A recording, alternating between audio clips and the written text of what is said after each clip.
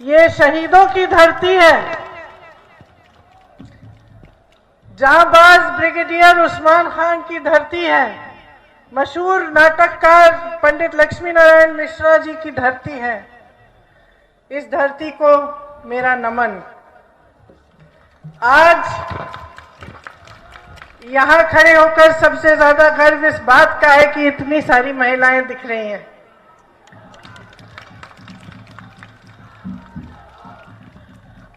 देखिए, चुनाव के संदर्भ में मैं आपसे कुछ बातें करने आई हूं और दिल से मैं वो बात करना चाहती हूं।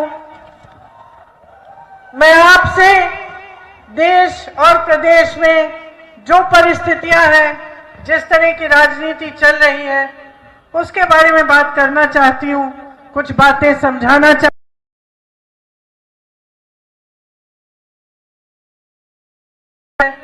उसके बारे में बात करना चाहती हूं, कुछ बातें समझाना चाहती हूं। और मेरा आग्रह है कि मेरी बातों को आप ध्यान से सुने, ताकि उन पर आप थोड़ा सा चिंतन करें और चुनाव के समय जब पोलिंग में आप जाएंगे तो आप मेरी बातों को मन में रखते हुए अपना निर्णय लें। देखिए, सबसे बड़ी समस्याएं आज क्या है उत्तर प्रदेश में। यहां तमाम नौजवान खड़े हैं। बताइए कितने हैं नौजवान? यहां भी हैं। किसको रोजगार मिला है पिछले 5 सालों में? किसी को मिला? बहनों, आपको मिला? तो बेरोजगारी एक बहुत बड़ी समस्या है। सही बात है, सही है। महंगाई बहुत बड़ी समस्या है। आज आपको गैस सिलेंडर 1000 रुपए में मिल रहा है। सरसों के तेल की बोतल एक दिहाड़ी में नहीं मिलती, 250 रुपए की है, दिहाड़ी उससे कम मिल रही है। पेट्रोल के दाम, डीजल के दाम हद से ज्यादा बढ़ चुके हैं। मेरे किसान भाई बैठे हैं, बुनकर भाई बैठे हैं। कमाई नहीं होती, किसानों को फसल का दाम नहीं मिलता, खाद नहीं मिलती, तमाम परेशानियां हैं। छुट्टे जानवर की परेशानी है, छुट्टे जानवर की परेशानी है। बुनकरों के लिए जो पैकेज बना था कांग्रेस के समय में, वो समाप्त तक हो गया है। बड़ी बड़ी बिजली की बिलें भरनी पड़ रही हैं। रोजी रोटी कमाना मुश्किल हो गया है। चाहे छोटे दुकानदारों को लीजिए, छोटे बिजनेस वालों को लीजिए, सब महंगाई का सामना कर रहे हैं और कमा नहीं पा रहे हैं। क्या हुआ? दिख नहीं रहा है पीछे? कैमरा वाले खड़े हैं सर। तो समस्या ये है कि एक तरफ उत्तर प्रदेश की जनता परेशानियों का सामना कर रही है। महंगाई, बेरोजगारी, किसानों की जो समस्याएं हैं, छोटे दुकानदारों की, बुनकरों की, छोटे व्यापारियों की बड़ी बड़ी समस्याएं हैं और उन्हें हल करने का काम नहीं हो रहा है। दूसरी तरफ जितने भी राजनीतिक दल हैं, जितने भी नेता हैं, चुनाव के समय जब आपके सामने आ रहे हैं तो इन समस्याओं की बात नहीं कर रहे हैं। वो ये पहचान भी नहीं रहे हैं कि आपकी जिंदगी में कितनी सारी बड़ी बड़ी परेशानियां हैं। उन्हें हल करने की बात ही नहीं कर रहे हैं। वो आपके सामने आकर कभी पाकिस्तान की बात करेंगे, बुलडोजरों की बात करेंगे, आतंकवादियों की बात करेंगे, कभी चीन की बात करेंगे, कभी रूस और यूक्रेन के बीच में जो जंग हो रहा है उसकी बात करेंगे। लेकिन आप जो रोजाना, हर रोज एक जंग लड़ रहे हैं अपनी रोजी रोटी को कमाने के लिए, जो संघर्ष आप कर रहे हैं, जिस संकट में आप हैं, उसकी बात कोई नहीं कर रहा है। अब आपको समझने की जरूरत है कि ये क्यों हो रहा है। इन नेताओं को, इन राजनीतिक दलों को किसने इतनी हिम्मत दे दी कि आज वे आपके सामने खड़े होकर कह सकते हैं। इस देश के प्रधानमंत्री जी ने खुद कहा कि उन्हें संज्ञान ही नहीं था कि यहां पे छुट्टे जानवर की समस्या है उत्तर प्रदेश में। 5 साल इनकी सरकार केंद्र में, 5 साल प्रदेश में इनके मुख्यमंत्री, इनकी सरकार, और उतनी हिम्मत दे दी है आपने कि आपके सामने आकर कहते हैं कि उनको मालूम ही नहीं है कि आपकी समस्याएं क्या हैं। चुनाव के समय अचानक उनको जानकारी मिल जाती है और कहते हैं कि इसके हल करने की हम इसका सुझाव देंगे। तो इन सब नेताओं को इतनी हिम्मत मिल गई है, इतनी बुरी आदत डाल दी है आप लोगों ने कि आकर कुछ भी बहकी बहकी बातें कर ले, खोखली घोषणाएं दे देते हैं। चुनाव के समय हम ऐसा करेंगे, 70 लाख रोजगार बनाएंगे। किसी ने आपको समझाया कि 70 लाख रोजगार कहां से बनाएंगे, कैसे आएंगे? किसी ने नहीं कहा। बस बड़ी बड़ी खोखली घोषणाएं और जमीन पे कोई काम नहीं हो रहा है। और ये हिम्मत इनको मिली कैसे? सोच लीजिए, चाहे बसपा का नेता हो, चाहे समाजवादी दल का नेता हो, चाहे भाजपा का नेता हो, एक चीज वो बहुत स्पष्ट तरह से जानता है। वो जानता है कि जब धर्म की बात करेगा, जब जाति की बात करेगा, तो आपके जज्बात उभरेंगे। वो जानता है कि जब इन चीजों को उठाएगा तो आप उससे जुड़ जाओगे। वो जानता है कि अगर वोट लेने का एक माध्यम है इस प्रदेश में, तो वही है जाति और धर्म के नाम पर। जान गया। अब बताइए, जान गया, 5 साल बाद आकर आप वही बातें करके वोट ले लेगा आपका, तो फिर आपके लिए काम क्यों करेगा? कभी सोचा है आपने? सोचिए, आपके घर में मान लो एक बेटा है, 25 साल का हो गया, आपने खूब मेहनत से पढ़ाया लिखाया, उसको बनाया। अब वो घर पे बैठकर पूरे दिन टीवी देखता है, कहता है मुझे मोबाइल फोन दीजिए, आप कहीं से जुगाड़ करके वो भी दे देते हैं। कहता है मुझे मोटरसाइकिल चाहिए, कहीं से आप जुगाड़ करके वह भी दे देते हैं। खाना पीना आप मेहनत करते हो, खेती में अपनी व्यापारों में उसको मेहनत से आप खाना पीना भी दे देते हो, नए कपड़े भी खरीद लेते हो। अब 25 साल का हो गया है, घर पे बैठा रहा है, क्या बनेगा? क्या बनेगा? सक्षम बनेगा? सशक्त बनेगा? आपके लिए काम करेगा? कुछ कमाने की कोशिश करेगा? बाहर जाकर नौकरी ढूंढने की कोशिश करेगा? नहीं करेगा ना, क्योंकि आपने तो निकम्मा बना दिया। जो चाहता है उसको मिल रहा है। तो यही काम आपने नेताओं के साथ कर डाला। जो चाहिए वो तो मिल रहा है हर 5 साल, कोई मेहनत नहीं करनी पड़ रही, सिर्फ आपके जज्बातों को उभारना पड़ रहा है। मैं भी खड़े होकर आपको बड़ी बड़ी बातें कर सकती हूँ, बता सकती हूँ कि धर्म, आपकी धर्म की सुरक्षा करूंगी, मैं आपको सक्षम, आपके धर्म को सक्षम बनाऊंगी, जाति की बात कर सकती हूं। लेकिन क्यों करूं? क्या इन बातों से आपका पेट भरेगा? क्या इन बातों से आपका भविष्य बनेगा? क्या इन बातों से ये नौजवान जो यहां खड़े हैं, इनको रोजगार मिलेगा? अपने पैरों पे खड़े हो पाएंगे? क्या ये कमाकर आपकी देखभाल कर पाएंगे? इन बातों से सिर्फ नेताओं का पेट भरेगा। इन बातों से सिर्फ राजनीतिक दल आगे बढ़ेंगे। सत्ता आती रहेगी, ये नीतियां बनाते रहेंगे अपने बड़े बड़े उद्योगपति मित्रों के लिए, और देश के गरीब, देश के नौजवान, देश की महिलाओं को उसी खाई में छोड़ेंगे। और उस खाई में जानबूझ के छोड़ेंगे बहनों, जानबूझ के। ये बगैर सोचे समझे नहीं कर रहे हैं ये बात, क्योंकि वो जानते हैं जब तक आप गरीब रहोगे, जब तक आप अशिक्षित रहोगे, जब तक आप अपने पैरों पे खड़े होकर कमाओगे नहीं, तब तक आपके जज्बातों का इस्तेमाल करना तो और भी आसान होगा। जिस दिन आप सशक्त हो जाओगे, जिस दिन पैरों पे खड़े होगे, जिस दिन कमाओगे, उस दिन से पूछना शुरू करोगे कि भाई तुम आए हो बड़े बड़े भाषण देने के लिए, तुमने किया क्या हमारे लिए? उस दिन से जागरूक बनोगे। तो तुम्हें गरीब रखना, अशिक्षित रखना, विकसित नहीं करना, ये तो इनकी योजना है, ये जानबूझ के किया जा रहा है। वरना बताइए, मेरे सारे नौजवान भाई यहां खड़े हैं, बताइए रोजगार कहां से मिलता है? कोई बताएगा? कोई आपके सामने नेता आए और बोले 70 लाख रोजगार दिलवाऊंगा, कहां से दिलवाएगा? जानते हैं आप?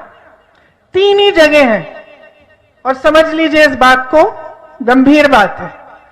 3 ही जगह हैं जहां से रोजगार मिल सकता है।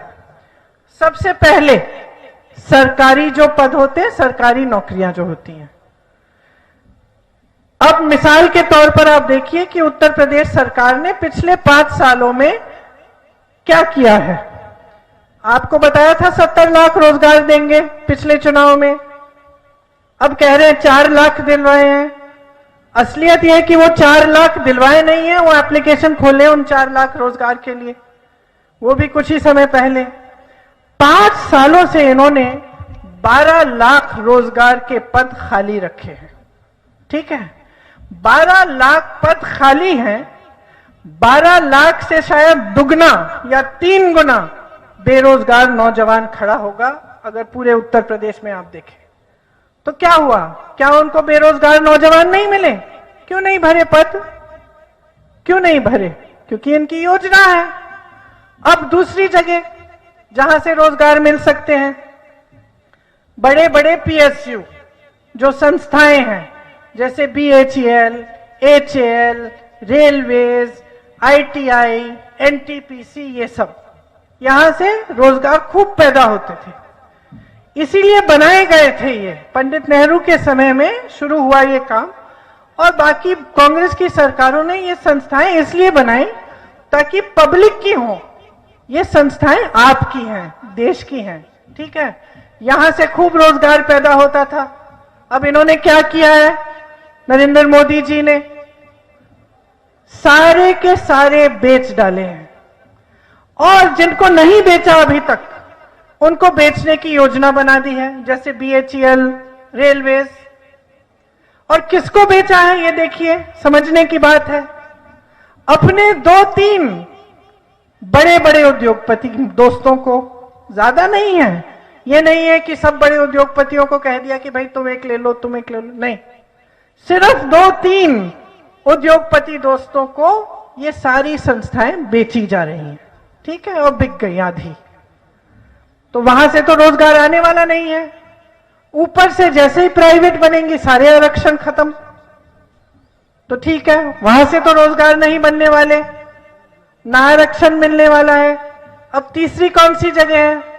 तीसरी सबसे बड़ी रोजगार की जो जहां से रोजगार बन सकता था वो है खेती। खेती और जो छोटे दुकानदार, छोटे बिजनेस हैं, जैसे बहुत सारे बुनकर भाई खुद करते हैं। अब इनको क्या किया आपने? जीएसटी थोप दी, नोटबंदी थोप दी, लॉकडाउन के समय, कोरोना के समय कोई राहत नहीं दी। किसानों को आप उपज का दाम नहीं दे रहे हैं, पेट्रोल डीजल के दाम आपने आसमान में उड़ा दिए, किसान काम नहीं कर पा रहा है। छुट्टे जानवर की समस्या है, उसको सुलझाने के लिए आपने कुछ नहीं किया।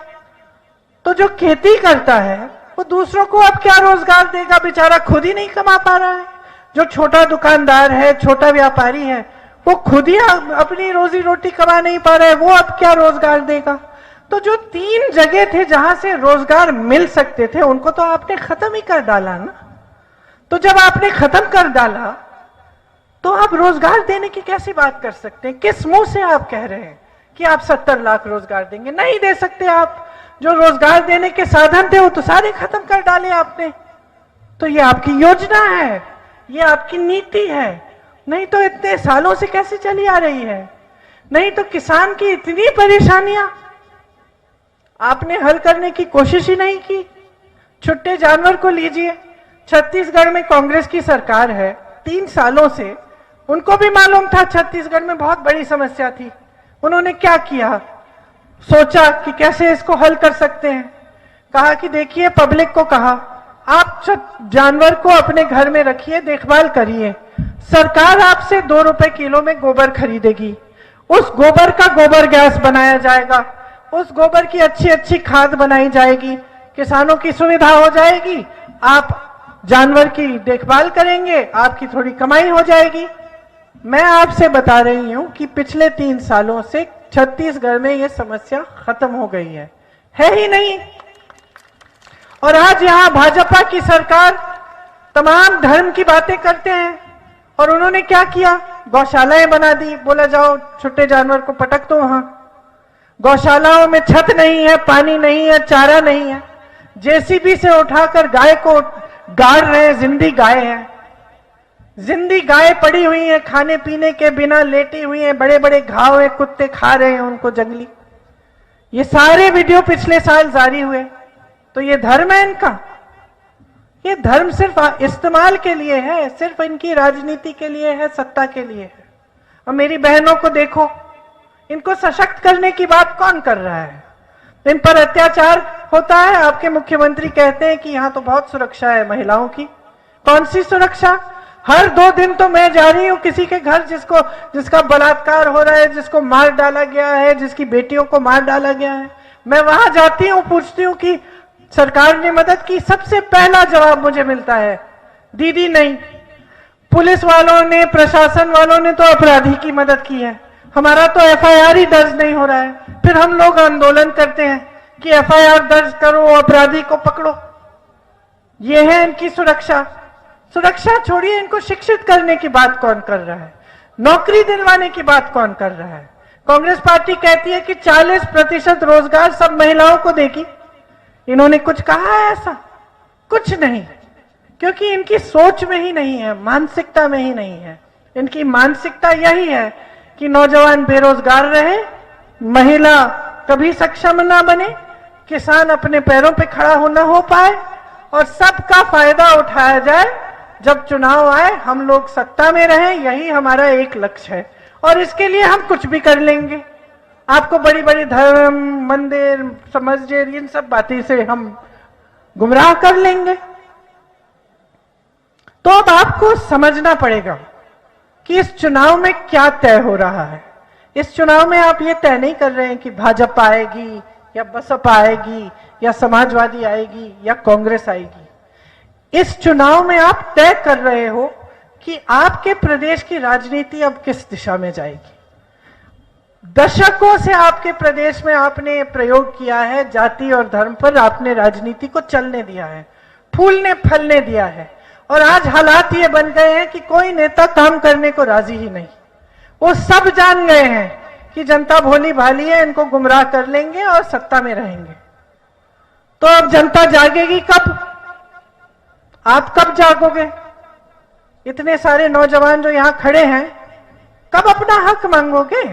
आपको ऐसी सरकार चाहिए जो आपको एक बोरा राशन पकड़ा देती है और कहती है कि एहसान किया है आप पे।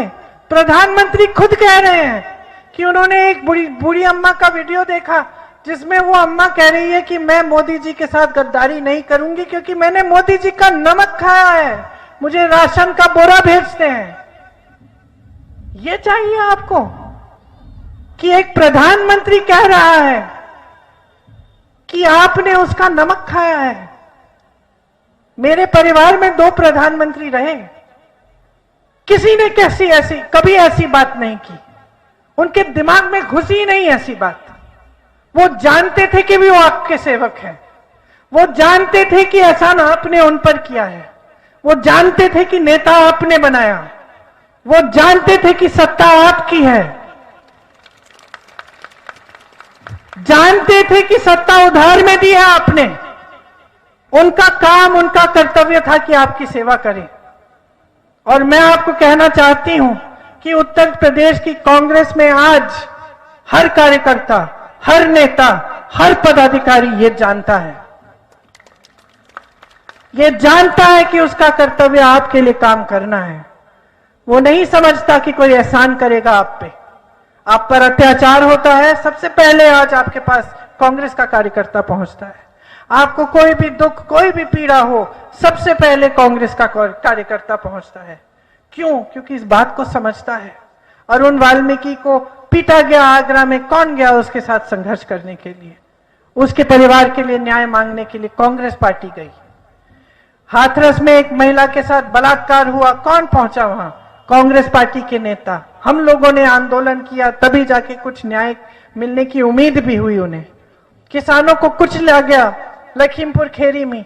आपने तो इतनी हिम्मत दे दी है भाजपा के नेताओं को कि मंच पर उस मंत्री को खड़ा कर रहे हैं जिसके बेटे ने किसानों को खुलेआम कुचल डाला अपनी जीप के नीचे, और मंच पे खड़े हैं, इस्तीफा भी नहीं मांग रहे हैं।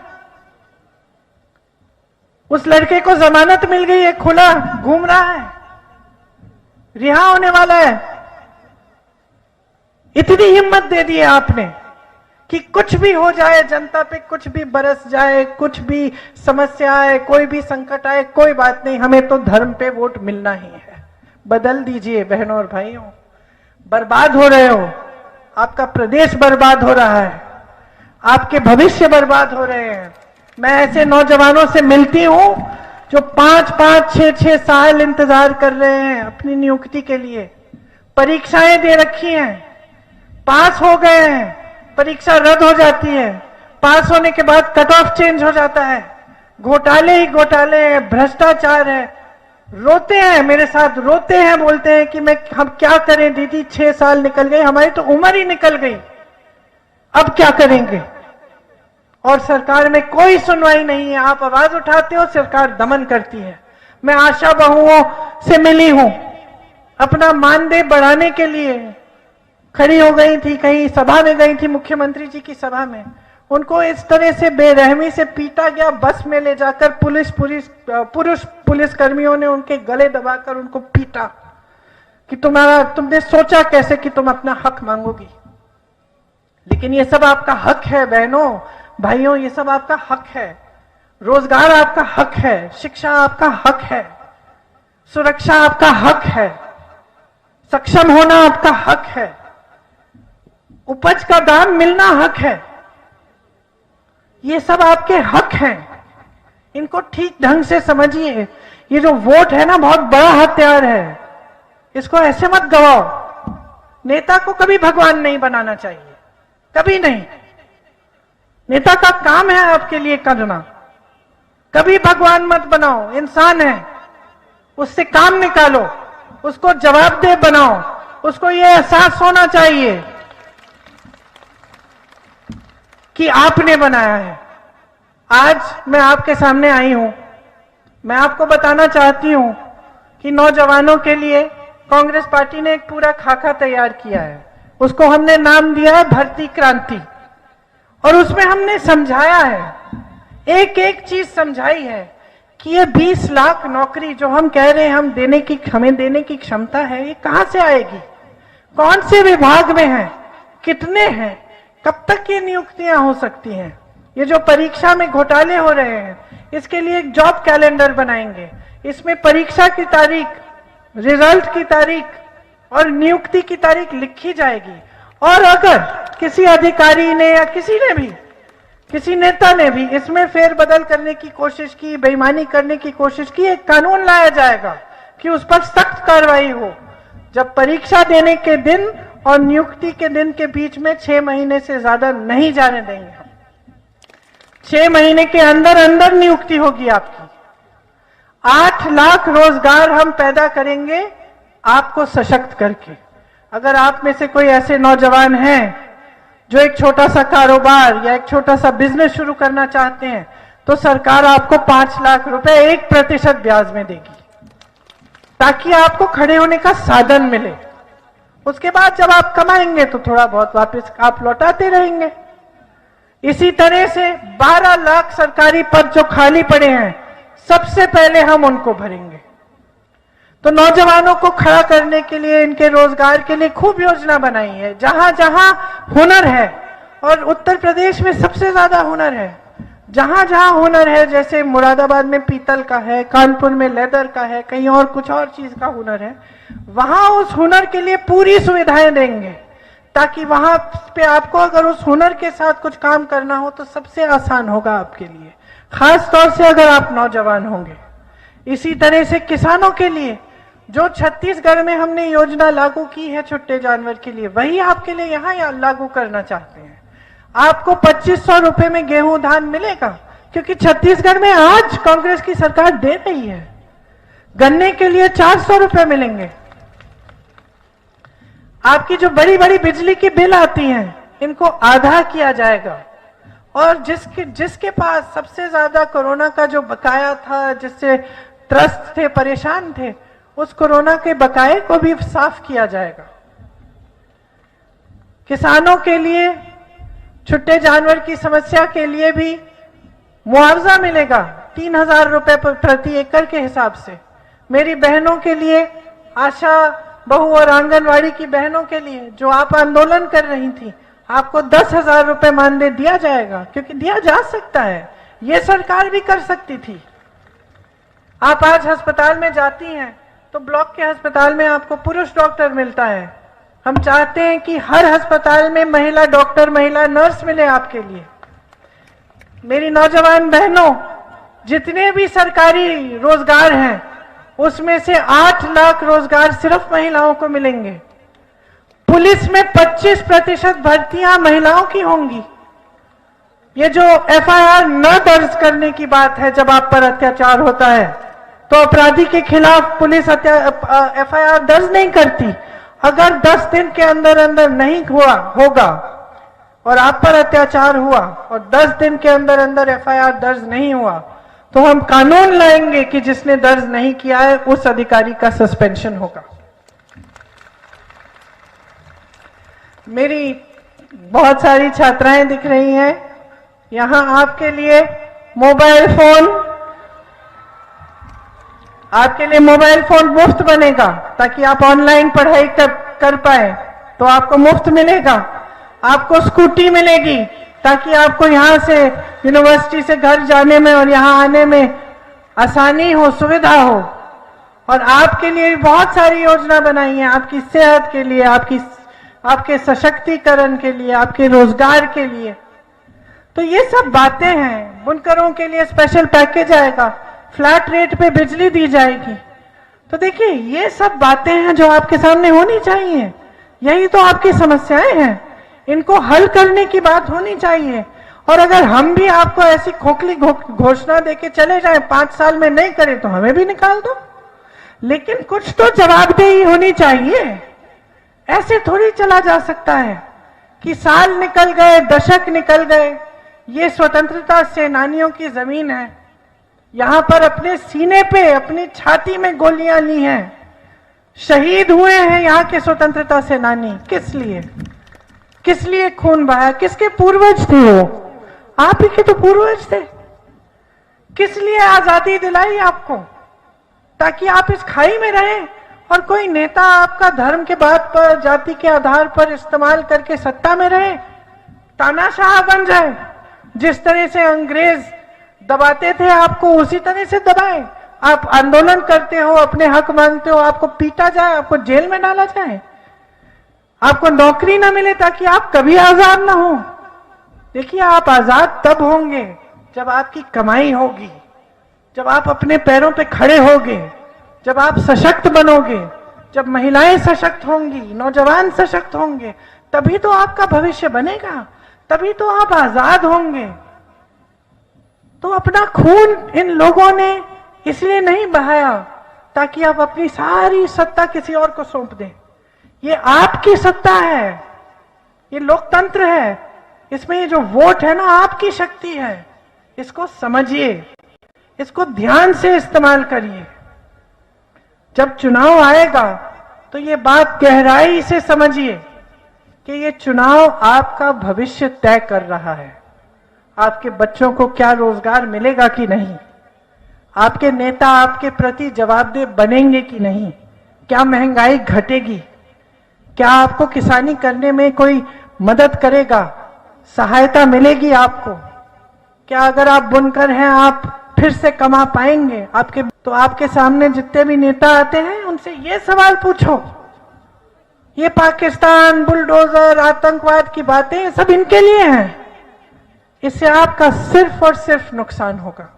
तो यही बातें करने में आई थी, आपसे आग्रह करने आई थी कि अपनी देश प्रदेश की राजनीति को गहराई से समझना शुरू करो, जागरूक बन जाओ और एक ऐसी पार्टी को आप सत्ता में लाओ अपने प्रदेश में जो आपके लिए काम करने के लिए समर्पित है। बहुत जरूरी है। हम भर्ती क्रांति लाना चाहते हैं। हमारा नारा लड़की हूं लड़ सकती हूं का इसलिए हमने बनाया क्योंकि हम चाहते हैं कि यहां बैठी हर छात्रा सशक्त हो, बड़ी होकर ये भी कमाए, इसको राजनीति में भागीदारी मिले। आज 40% महिलाएं लड़ रही हैं टिकट कांग्रेस से। ठीक है, हो सकता है कुछ हार जाए, न जीते, लेकिन सशक्त बन रही हैं। वही महिला जिसको पीटा गया, जो योगी जी की सभा में गई थी अपना मानदेय मांगने के लिए, आज मेरे साथ मंच पे खड़ी होती है, भाषण देती है, उसको गर्व है अपने में और लड़ रही है अपने हक के लिए। हमने उससे कहा सत्ता ने तुम्हें ये किया ना, सत्ता ने तुम्हें मारा पीटा कुचला, अब सत्ता अपने हाथों में लो, क्योंकि ये सत्ता तुम्हारी है। और यही मैं आप सबको कह रही हूं, ये सत्ता आपकी है, अपने हाथों में ले लो इसको। मत बर्बाद करो अपने जीवन को, मत बर्बाद करो अपने भविष्य को, अपने प्रदेश को बचाओ, अपने देश को बचाओ। ये एक बहुत बड़ी जिम्मेदारी है, कोई छोटी जिम्मेदारी नहीं है। सोच समझकर अपना वोट इस्तेमाल करो, जागरूक बनकर इस बार ऐसे इंसान को अपना वोट दो, ऐसे प्रत्याशी को जो ईमानदार हो, जो आपके लिए दिन रात एक करने को तैयार हो। अमरीश चंद पांडे जी वैसे ही प्रत्याशी हैं, इनको आगे बढ़ाइए, कांग्रेस पार्टी की सरकार बनाइए उत्तर प्रदेश में, ताकि आप सशक्त बने और आपका प्रदेश आगे बढ़े। इस प्रदेश में सबसे ज्यादा हुनर है, सबसे ज्यादा नौजवान है, सबसे उपजाऊ जमीन है, सबसे बड़े बड़े उद्योग यहां पे बन सकते हैं। अपने प्रदेश को पीछे मत जाने दीजिए, इसको आगे बढ़ाइए। आप सबको बहुत बहुत धन्यवाद। बहुत ध्यान से सुनिए, आपने बातें मन में जरूर रखिए और वोट करने जाएंगी और जाएंगे आप तो बहुत ही ध्यान से अपना वोट दीजिए। धन्यवाद। जय हिंद। लड़कियों एक बार बोलो मेरे साथ, लड़की हूं, लड़ सकती हूं। ये तो लड़की नहीं थी। आप बोलो, चलो, लड़की हूं, लड़की हूं, लड़की हूं। शाबाश। जय हिंद। हेलो, अब बहुत बहुत धन्यवाद आदरणीय प्रियंका।